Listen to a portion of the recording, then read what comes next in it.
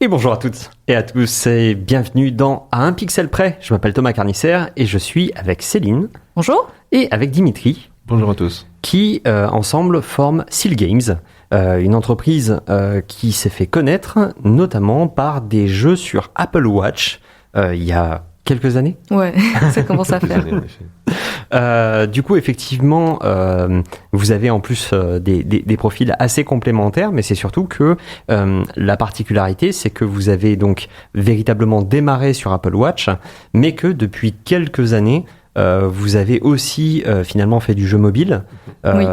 Comment s'est fait justement cette transition pour commencer un petit peu la discussion ? En fait, le premier jeu qu'on a sorti était vraiment que sur Apple Watch, mais à l'époque, l'Apple Watch était un peu un compagnon de l'iPhone. Alors, on était quand même obligé de, au moins, développer une espèce de hub pour ensuite envoyer sur le jeu qui était sur Apple Watch.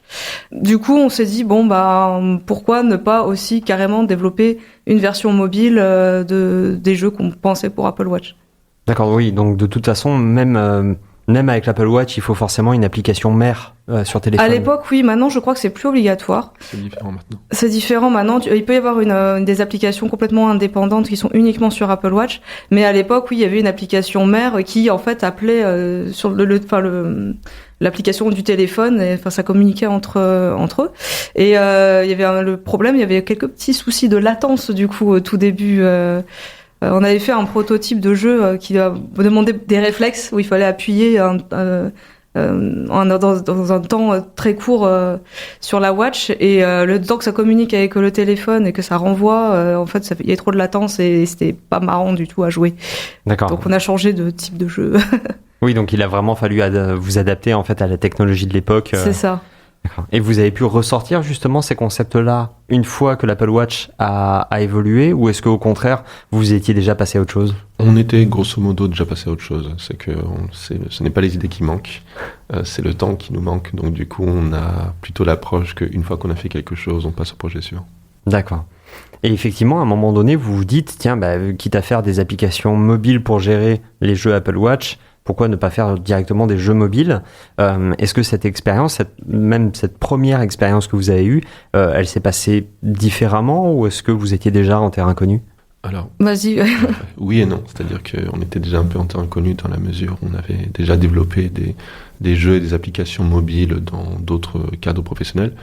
Cependant, passer de l'Apple Watch à l'iPhone et à l'iPad, c'est un peu comme passer depuis un studio à Paris à une villa à New York, quoi. C'est genre, en termes de possibilités, en termes de liberté, en termes de ce qu'on appelle des librairies de ressources qui nous permettent de gagner du temps, de demander des conseils à des gens en matière d'expertise pour trouver des gens, c'est vraiment quelque chose qui nous a changé la vie, et pour le mieux. Oui, c'est clair que on avait développé des jeux sur Windows Phone, rappelle-toi. Donc en fait le mobile, on avait déjà un peu expérimenté. On avait aussi fait des petits concepts sur iPad, des prototypes, des choses comme ça. Donc oui, clairement de passer de l'Apple Watch à l'iPhone ou à l'iPad, c'est du luxe, quoi. Au point de vue design, j'avais toute la place que je voulais, tout ce que je voulais faire d'un petit peu subtil que je pouvais pas du tout sur l'Apple Watch. Là, je pouvais. Non, ça, du coup, c'était plutôt un régal de passer de l'Apple Watch à l'iPhone. Je pense que l'inverse c'est plus compliqué. Mais cependant, les leçons qu'on a apprises sur l'Apple Watch, donc en termes d'interface, de comment bien optimiser l'espace, de comment attirer l'œil de l'utilisateur au premier contact, sont restées. C'est des choses que le fait de travailler sur un plus petit device, avec plus de contraintes, c'est quelque chose qui, une fois qu'on est libéré, amène beaucoup d'avantages. Pour l'Apple Watch, mais aussi pour d'autres technologies. Oui, puisqu'en plus, toi, Céline, de ton côté, directrice artistique, oui.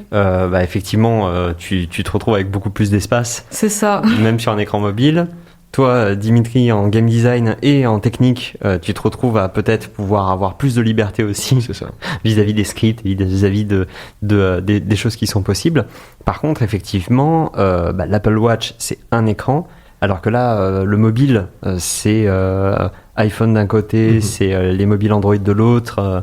Comment est-ce que vous gérez en fait cette partie-là ? Est-ce que c'est facile ou est-ce qu'au contraire, il faut penser à tout un tas de choses ? Alors, facile, c'est relatif. Facile comparé aux personnes qui développent sur des PC, oui. Clairement, qu'on n'a pas le nombre de possibilités en termes d'écran, en termes de processeurs sont limitées, même si elles sont nombreuses, elles sont limitées, contrairement au PC où c'est absolument infini. Cependant, ça suppose penser de nouvelles choses. En effet, comme tu l'as dit, une interface sur iPhone n'est pas du tout la même chose qu'une interface sur iPad.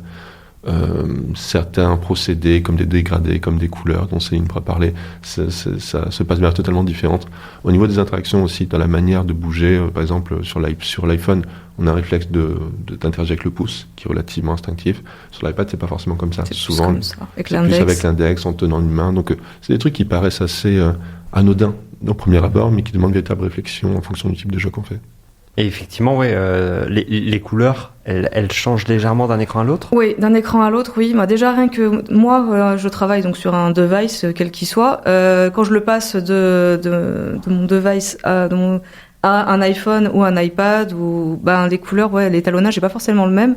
Et ça qu'on a plutôt beaucoup développé pour Apple. Donc ça restait dans la gamme Apple, ça restait à peu près cohérent. Mais dès qu'on a eu des trucs qu'on avait sortis aussi sur Android, et là, ouais, selon les constructeurs en fait. Et là, il y en a une multitude parce que autant Apple c'est assez, c'est toujours le même constructeur.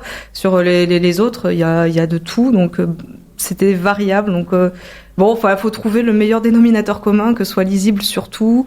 Voilà. Après, pour ce qui concerne les interfaces, il y a des ratios quand même à peu près similaires qu'on retrouve d'un constructeur à l'autre et qui sont aussi qu'on retrouve chez Apple. Donc les grosses différences vraiment, c'est de passer de l'iPad à un mobile. Et après dans les mobiles, ils les font de plus en plus étroits, de plus en plus longs et étroits.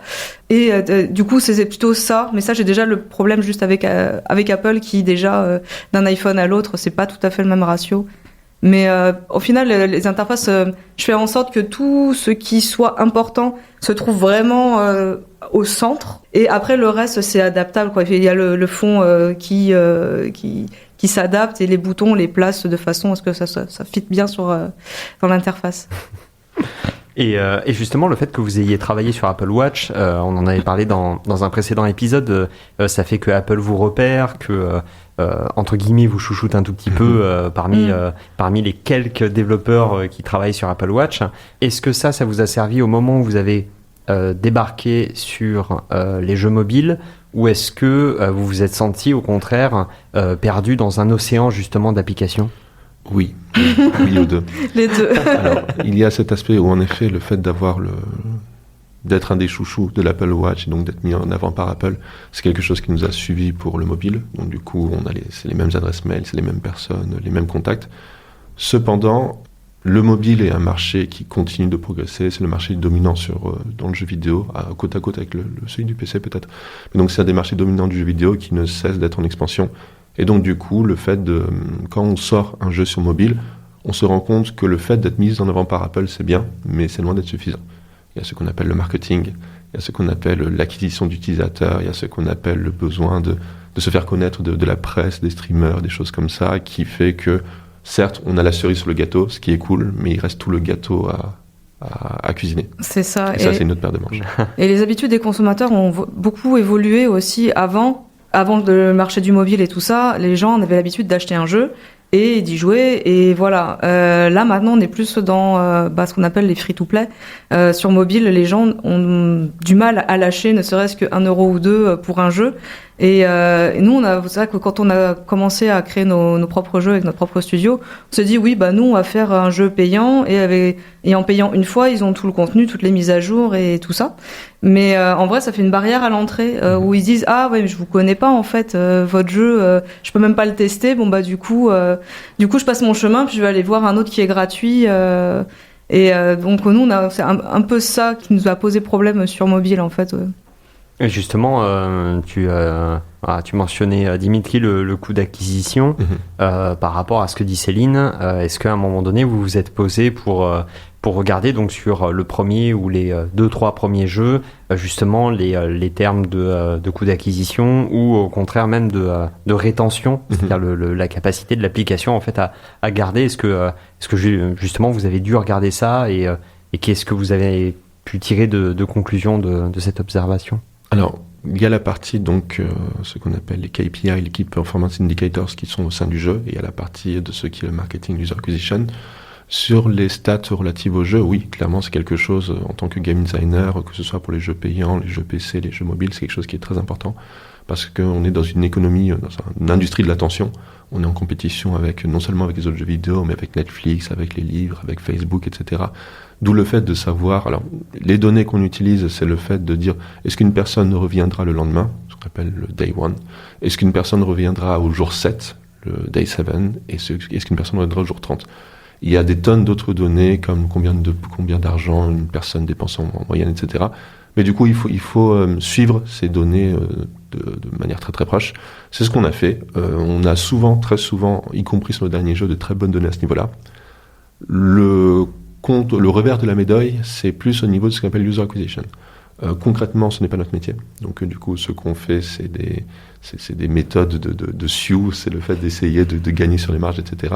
Mais de manière générale, en fait, c'est que aujourd'hui, dans la plupart des jeux, si on veut recruter un utilisateur, il faut dépenser entre 2 et 5 dollars par personne.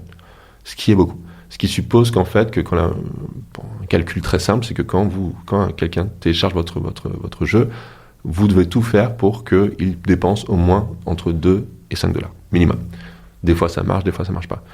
La chose, c'est que nos jeux, concrètement, sont conçus pour avoir tout dès le départ. Ils ne sont pas conçus pour avoir des season pass, ils ne sont pas conçus pour avoir des DLC. Ils sont conçus pour être un produit complet qu'on puisse apprécier depuis le début et qui évolue, mais qui n'essaye pas de prendre de l'argent. Enfin, prendre de l'argent, ça fait pédant. Non, je dirais qui n'est pas conçu pour monétiser dans le temps les utilisateurs. Ce qui fait que du coup, ça c'est devenu un peu plus compliqué à ce niveau-là. C'est ça. Il y a une logique quand même que vous avez, justement quand tu dis qui n'est pas conçu pour prendre l'argent, il y a cette idée de se positionner vis-à-vis aussi d'une éthique, oui. Je suppose. Oui. Alors, oui et non, c'est-à-dire que, on fait également des prestations, dans nos prestations on est amené à faire ça, puis en tant que game designer, la monétisation est une de mes expertises, donc je n'ai pas de jugement de valeur sur ça. C'est plus que quand on a conçu le studio, notre image de base, c'était le fait de se dire qu'on veut faire les jeux qu'on voudrait jouer. Donc du coup, vu qu'on est un peu de la vieille école, on se dit, on paye un prix qu'on estime juste, on a le jeu, on peut en profiter. Et il n'y a pas de piège à ce niveau-là, il n'y a pas de technique de rétention. Ce n'est clairement pas la meilleure solution d'un point de vue monétaire, mais c'est ce qu'on a décidé de faire, qui marche relativement bien pour nous. Cependant, et je terminerai sur ça, c'est que en fait, la monétisation, c'est pas quelque chose qui se décide 2 mois avant la sortie du jeu, où on se dit, tiens, qu'est-ce qu'on va faire, qu'est-ce qu'on va mettre comme season pass. C'est quelque chose qui est profondément lié au game design, à la direction artistique, à la stratégie globale de l'application. Et c'est quelque chose qui se décide dès le jour 1. Donc faire des pivots et décider qu'un jeu payant finalement sera en free-to-play, souvent ça ne marche pas trop bien. Il y a certains exemples où ça marche, Fortnite, mais il y a d'autres exemples où ça fait juste un jeu gratuit mais qui a une mauvaise monétisation. Et justement... Céline, tu parlais du fait dans un précédent épisode que tu aimais bien changer de direction artistique, oui. d'un jeu à l'autre. Pareil, Dimitri, tu disais que à un moment donné, une fois qu'un jeu est fait, on aime bien aller sur le prochain et avoir des idées nouvelles, etc. En plus, avec ce modèle économique où sur mobile, tu disais mais on vous connaît pas, du coup on a du mal à lâcher les 2-5 euros, etc. Est-ce que quand même maintenant, que vous en êtes plus à votre premier jeu mobile, vous vous retrouvez en fait avec une communauté qui vous suit d'un jeu à l'autre, quand bien même vous changez de style, ou est-ce qu'au contraire, vous avez une communauté qui, pas se renouvelle, mais au contraire se réunit de plusieurs bords différents? Alors, notre communauté, en fait, ça vient plus... En fait, on a une communauté de journalistes, d'influenceurs et de personnes qui adorent ce qu'on fait, et qui, du coup, quand on sort quelque chose, décident d'en parler et ça ramène des joueurs, plutôt que d'avoir une communauté de joueurs qui nous suivent d'un jeu à l'autre. Donc, je sais pas si c'est mieux ou moins bien, mais en tout cas, c'est ça le phénomène qu'on observe. C'est-à-dire que, du coup, si on décide de faire, là on a fait un puzzle game, notre prochain jeu, ça sera un visual novel, de dire, en fait, on a fait ça, tu as joué 250 heures, est-ce que ça te dirait de jouer à ce truc-là, ce nouveau truc? Et du coup, ils en parlent, ils font des articles, et ils en parlent dans la presse, et ils font des streams dessus. Et du coup, l'audience qui est attachée à ça suit. Mais c'est vrai qu'on a assez peu de suivi sur notre communauté. Enfin, si on a une communauté, on a eu des gens qui ont créé un Reddit pour Pixsteps. Mais après, c'est assez ponctuel selon le jeu. C'est ça. Vu qu'on explore des genres qui sont différents, donc si on était vraiment sur un truc très particulier, genre on fait des jeux de stratégie, vraiment un truc assez pointu dans ce domaine-là, on aurait, je pense, une communauté qui est addict de ce genre de jeu et on pourrait continuer à alimenter cette communauté. Le truc, c'est que nous, comme on change de concept d'un jeu à l'autre, quelqu'un qui était intéressé par The Night Watch, par exemple, aura peut-être pas spécialement envie de jouer à Pixsteps parce que ça l'intéresse pas. Enfin, mais par contre, dans ce cas de truc, en effet, tu parles de Pixsteps. Par exemple, alors c'est des communautés dans des communautés, c'est-à-dire que par exemple sur le subreddit Girls Gamers, donc pour les joueuses et les créatrices de jeux féminines, on a une sorte de topic avec plusieurs centaines voire milliers de réponses consacrées à Pixsteps, où grosso modo on reçoit peut-être pas tous les jours mais plusieurs fois par semaine des messages en mode tiens, le contenu ça arrive quand, je suis arrivé à 6, je mets des screenshots, etc. Donc c'est plus à l'intérieur des communautés existantes qu'il y a une sorte de centre d'attention, de petits nexus de gens qui s'intéressent à nos jeux. C'est ça. C'est hyper intéressant. Sur le marché des jeux mobiles, et là on parle il y a quelques années de ça justement, depuis en fait vous avez eu quelques jeux phares sur mobile, en tout cas des jeux comme tu disais Dimitri, où il y a une communauté qui s'est installée et où justement sur chaque jeu potentiellement il y a une communauté plus ou moins grande qui échange de façon plus ou moins fréquente. Est-ce que vous pouvez un petit peu nous parler de quelques-uns de vos jeux? On parle des derniers, j'imagine. Comme tu veux. Bon, on va parler des derniers. Donc, moi, je vais parler de Pixsteps, en fait. Alors, Pixsteps, c'est un peu un jeu qui est à mi-chemin entre le jeu et l'application Podomètre, en fait. Il s'agit, en fait, d'une application de marche où vous avez un jardin et, en fait, vous allez marcher. D'abord, vous allez sélectionner une graine dans votre inventaire. Vous allez la planter et après, cette graine, elle a un coup en pas. Et après, vous allez marcher. Et donc, admettons, vous avez planté un chêne, je sais plus combien c'est, je crois que c'est 1000 pas. Tu vas marcher, tu vas aller faire tes courses, promener le chien et tout. À un moment donné, tu reçois une notification, hey, ton chêne, il est prêt à sortir de terre. Et donc là, tu retournes dans ton jardin et t'as un chêne qui est sorti de terre. Et donc du coup, il y a donc ça permet de customiser en fait un petit bout de jardin un peu comme dans Animal Crossing par exemple. En plus de ça, en plus donc de planter des arbres et des choses comme ça, les pas permettent d'accumuler une espèce de monnaie du jeu qui permet de débloquer donc d'autres arbres, d'autres animaux, des objets et donc d'avoir un petit coin de paradis à soi dans son téléphone. En plus d'une application de marche. Il y a quelques stats, mais ça reste léger. On est clairement pas sur un truc de sport. Ouais. Donc voilà. Donc c'est sur celui-là où on a des gens qui ont monté des subreddits et ce genre de choses. Parce qu'en fait, il y a on soupçonne pas, mais il y a une niche très particulière qu'on appelle les wholesome games ou les cozy games, et Animal Crossing en fait partie, mais également Stardew Valley. Et donc il y a une espèce d'envie de la part d'une certaine partie des joueurs qui veulent quelque chose juste de réconfortant, où ils sont pas allés taper des mobs ou à avoir peur pour la vie de leur personnage. Ils veulent juste planter des arbres et puis profiter d'un univers sympa et réconfortant dans lequel se retrouver. Oui, c'est vrai que c'est tout mignon, les Wholesome Games, c'est quelque chose qui vraiment en plus est sous-estimé, c'est-à-dire que c'est un genre qui est vraiment méconnu du grand public, où quand on va parler du jeu vidéo, on a souvent le côté affrontement, oui. Typiquement Valorant, etc., alors que le Wholesome Game est souvent absolument tout mignon. Il y avait... J'avais pu tester en live l'Ilgator Game. Oui. Ouais. Voilà. Ouais, qui est extraordinaire, parce qu'en fait, c'est un petit Gator tout mignon qui essaye de convaincre sa sœur de jouer à du jeu de rôle, comme ils avaient l'habitude de jouer, c'est-à-dire avec une épée en bois et t'affrontes des monstres, mais en fait, les monstres, c'est des pancartes en bois. C'est beaucoup trop mignon. Voilà, c'est ça. Et en fait, tu le vois se dandiner à gauche, à droite, et en fait, il essaie juste de monter avec ses potes une espèce de truc grandeur nature avec des monstres en carton de partout pour dire à sa sœur, hey, regarde, c'est trop cool, on peut vivre vivre une aventure. Du coup, tu joues à ça et c'est vrai que on a parlé il y a pas très longtemps dans l'émission de Karmazoo aussi, sur la partie multijoueur où juste on récupère collectivement du karma. Et on s'envoie des cœurs. Oui, c'est tellement mignon. Alors, il y a certains challenges, je sais pas si Karmazoo sur la catégorie cosy, parce que des souvenirs un peu de stress et de moments de colère dans le fait de rater certains niveaux, mais en effet la mécanique de bienveillance est là est très intéressante. Oui, c'est vrai qu'il y a aussi le côté cosy dans certains jeux. C'est quelque chose vers lequel vous vouliez aller justement, le côté wholesome, cosy, c'est-à-dire on est sur des trucs confort finalement. En fait, c'était un peu une réponse. C'est un jeu qu'on a développé après le Covid. Donc du coup, voilà, bon, pas besoin de faire un rappel de ça. Mais grosso modo, pour Céline et pour pas mal de nos amis, Animal Crossing était limite un jeu thérapeutique. C'est-à-dire dans le fait d'avoir un îlot de bonheur, dans le fait de pouvoir customiser les choses, de s'envoyer des messages, etc. C'est quelque chose qui a fait beaucoup de bien à beaucoup de personnes. D'ailleurs, je crois que Animal Crossing s'est vendu quelque chose comme ça a été un carton 30 millions de copies depuis sa sortie. Et donc du coup, on s'est dit comment on peut amener cette réflexion dans le cadre du mobile et pour une activité qu'on sait qu'on doit faire. Tout le monde sait qu'il faut marcher. Il y en a qui disent 7000 pas, 1000 pas, etc.